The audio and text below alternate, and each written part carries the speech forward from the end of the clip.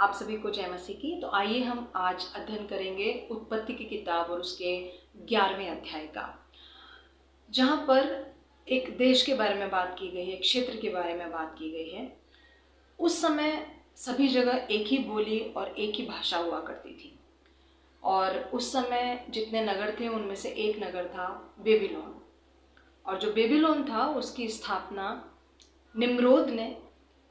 शिनार देश में की थी। और ये जो शिनार देश था उसको प्राचीन बेबीलोनिया के नाम से भी जाना जाता है।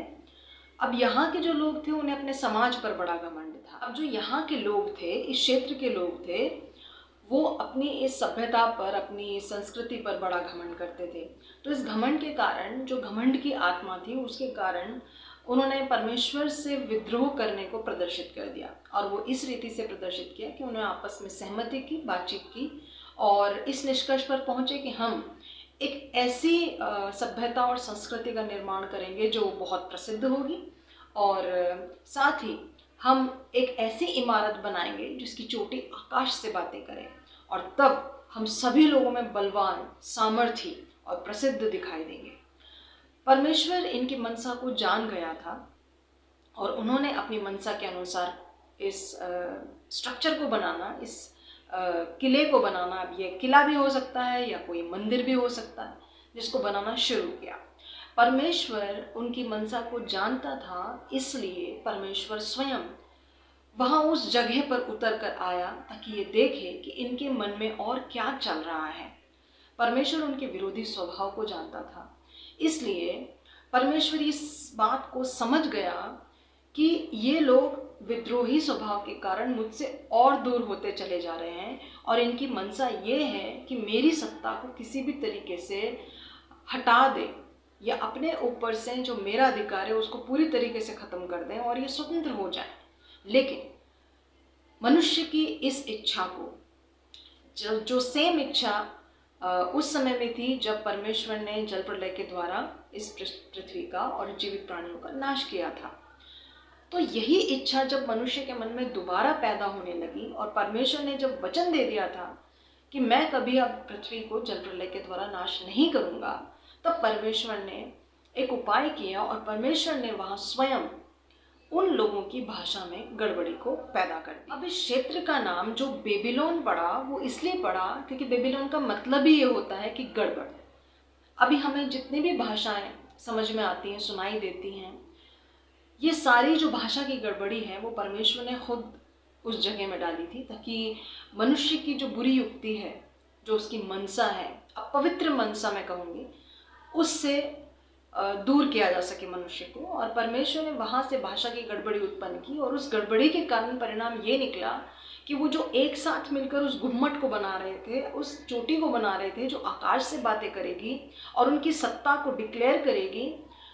वो मनसा वहाँ उनकी चकनाचूर हो गई परमेश्वर के द्वारा।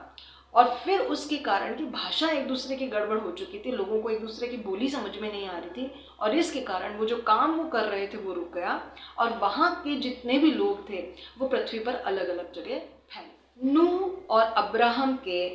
काल के अंदर जो बीच का अंतराल है, जो गैप है, उसके अंदर पृथ्वी पर जनसंख्या बहुत ज़्यादा इंसानों की बढ़ चुकी थी।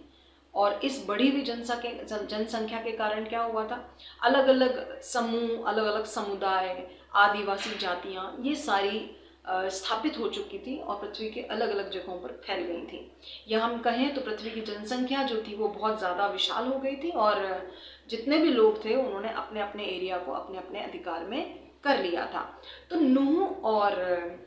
अब्राहम के बीच का जो समय है, इस समय के अंदर जो वंशावली 11वें अध्याय के अंदर दे रखी है, उसमें कुल 10 लोगों का एक सूची दे रखी है, 10 लोगों की एक लिस्ट दे रखी है। ये 10 लोग वो थे जो उस समय के मेन लोग हुआ करते थे या फिर उस समय के प्रसिद्ध लोग हुआ करते। शेम से एबेर तक की वंशावली में जो अध्याय 10 है उसके अंदर पद 21 से लेकर 24 तक की जो वंशावली है उसको, उनकी बातों को दोहराया गया है। अब एबेर के बाद में ये जो वंशावली है जो 10 अध्याय के अंदर दे रखी है, ये अलग, जो ये वंशावली है जो अलग हो गई थी, अभी एबेर के बड़े बेटे पेलेग के साथ में आगे बढ़ती है। और इसका नाम बाइबल के अंदर इसलिए दिया है क्योंकि अब पेलेग के द्वारा ही आगे चलकर अब्राहम का जन्म होने वाला था। अब जो एबेर का छोटा बेटा था, अध्याय 10 के अंदर ये योक्तान जो उसका छोटा बेटा था एबेर का, उससे ये वंशावली आगे बढ़ती है, जिससे अरब के कई कुल। अब इन वंशावलियों को अगर ध्यान से देखें और यहाँ पर उनकी उम्र का स्टडी करें तो हमें पता चल रहा है कि परमेश्वर ने जैसा कहा था कि मनुष्य की उम्र कम होती जाएगी, उसी तरीके से परमेश्वर यहाँ डिक्लाइन फॉर्म के अंदर मनुष्य की उम्र को कम करता जा रहा था, और ये साफ साफ इस वंशावली में दिखाई देता है।